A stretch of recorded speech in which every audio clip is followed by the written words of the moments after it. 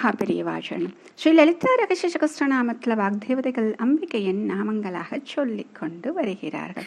அப்படி சொல்லும் பொழுது ஒவ்வொன்றாக சொல்லிவிட்டு ஸ்வாகா, ஸ்வதா, அமதி, மேதா என்று சொன்னார்கள் இல்லையா?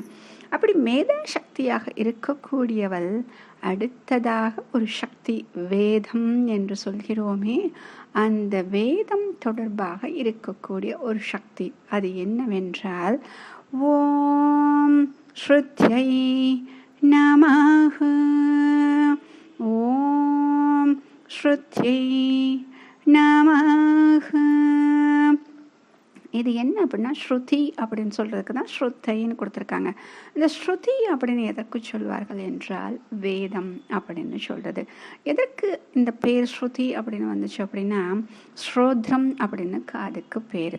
சரிங்க, இப்போ காதுக்கு பேருனா எதுக்கு ஸ்ருதி அப்படின்னா வேதங்களை எப்படி அந்த காலத்துல இருந்து படிச்சாங்க அப்படின்னா காதாலேயே கேட்டு நாம் சொல்கிறத திரும்ப அவங்க சொல்லி சொல்லி சொல்லி மனப்பாடம் பண்ணி திரும்ப அவங்க நம்மளுக்கு சொல்லி காமிப்பாங்க. அப்போ அவங்க சொல்கிறது சரியா அப்படின்னு பார்த்து குரு அதில் மிஸ்டேக்ஸ் எல்லாம் சரி பண்ணி சரியாக சொல்ல வைப்பா. இதுதான் வேதம்.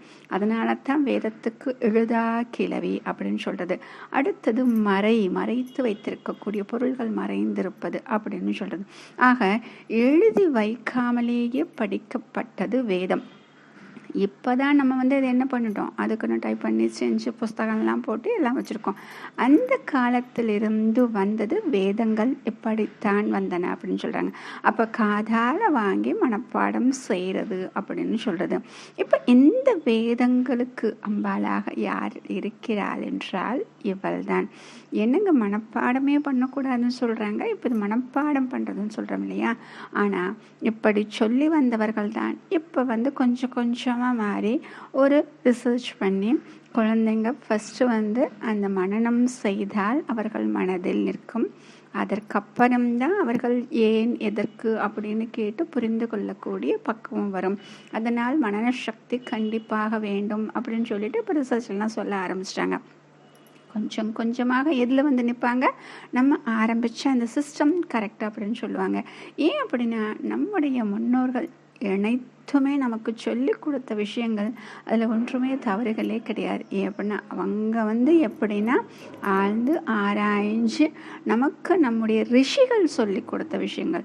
ரிஷிகள் அப்படிங்கிறவங்க சாதாரண மக்கள் கிடையாதே, அவர்களுக்கு எவ்வளவு ஞானம் இருக்கும். அப்போ ஒரு ஜீவனை வழி நடத்த வேண்டும் என்றால் எந்த வயதில் அவர்கள் எப்படி அந்த பாடங்களை கற்றுக்கொள்வது அப்படின்னு பார்த்து அதுக்கு ஒரு சிஸ்டம் கொண்டு வந்திருப்பாங்க இல்லையா? அப்போ அந்த சிஸ்டத்தில் எந்த தப்புமே கிடையாதுங்க. இப்போ நம்ம சொல்றது எல்லாமே நம்முடைய அறிவுக்கு எட்டியார் போல் இருக்கிறது தான். இந்த மேலை நாட்டு நாகரிகம் அது இதுன்னு பார்த்துட்டு அதற்கு நம்ம வச்சு நம்ம சொல்லிட்டு இருக்கோம். ஆக நமக்கு அறிவுக்கு இவ்வளவுதான் எட்டியதுன்னு வச்சுட்டு அவங்க சொல்லி கொடுத்த விஷயத்த நம்ம தப்புன்னு சொல்லக்கூடாது. ஆக இந்த மனனம் செய்வது அப்படிங்கிறது எவ்வளோ பெரிய சக்தி தெரியுமா? ஏன் அப்படின்னா இந்த வேதங்கள் தான் ஒவ்வொரு முறையும் இந்த யுகமானது முடியும் பொழுது அடுத்த யுகம் வரும் பொழுது பிரம்மாவானது திரும்பவும் தோன்றும் பொழுது இந்த வேதங்கள் தான் அந்த சிருஷ்டிக்கே காரணங்களாக இருக்கின்றன. அப்போ இந்த வேதங்கள் சப்தங்களின் வடிவமாக இருக்கின்றன. அதனால தான் அந்த சப்தங்கள் இருக்கக்கூடிய இடங்களில் அவ்வளோ நம்ம சொல்கிறோம் இல்லையா, பாசிட்டிவ் வைப்ரேஷன் சொல்கிறோம் இல்லையா, அந்த அளவுக்கு அங்கே நேர்மறை சக்திகள் நிறைந்திருக்கின்றன.